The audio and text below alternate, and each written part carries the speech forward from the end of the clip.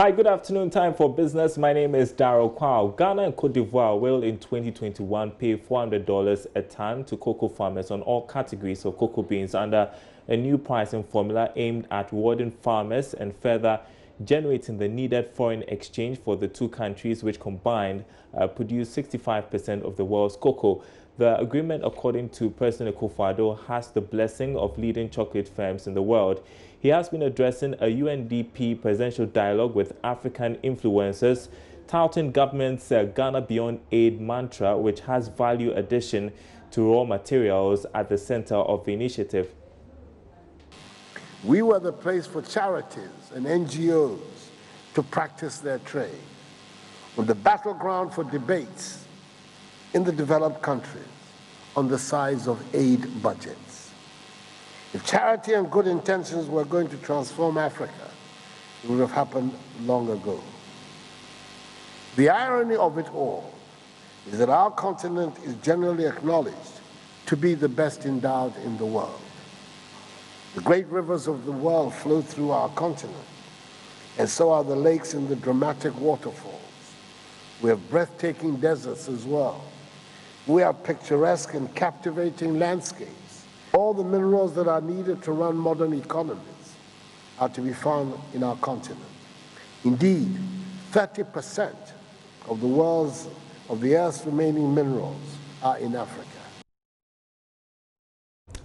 Now, workplace management firm DocuTech is advocating government and the private sector invest more in paperless systems. This, the firm says, is relevant as part of the digital transformation agenda. More in this report filed by Fred Duho. Managing Director of DocuTech, a firm in the management of bulk document using technology, Jean-Louis Fegali, is calling on government to take steps to invest in digital transformation. According to Fegali, it's possible to have all documents stored in a server where all employees can have access. We are involved in document management, in whether for public or private institution. Today, the event is about digital process automation. So it's about like how to have less paper in the office, have more visibility over the documents in your organizations, have more visibility over the processes. I mean, I'll give you just a simple example, like most public, let's say, organization or even some private, when you enter, you see a lot of documents on the tables. There are a lot of changes to be done in the public sector because there are a lot of politics, I believe, also involved. The organization do not like too much change. But in 2019, you have to change. You cannot buy the same product you used to buy 10 years ago, as I said, and buy the same one or the new model of this one today. So you have to see what is the state of the art in whatever you do today. What is the state of the art in the world? What can you improve better? Assess and then act. Because there is a lot of improvements to be done in the public sector today in Ghana, in the way they do things. There is a lot of savings to be done. There is a lot of speed we can achieve.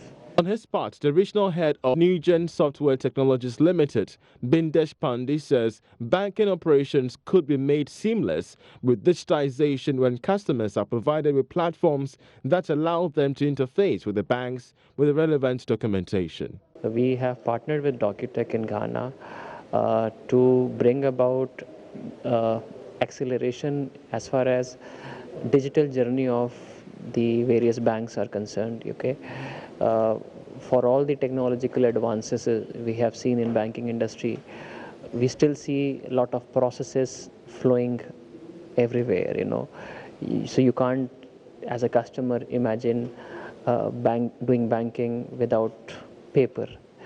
We bring in our solutions to help banks digitize and automate those processes. The host report for Joy Business. Now, Finance Minister Ken Ofori-Atta has indicated that the 2020 budget would focus on stabilizing policies and programs over the last 3 years. The minister is, however, silent on whether there will be new taxes in the budget.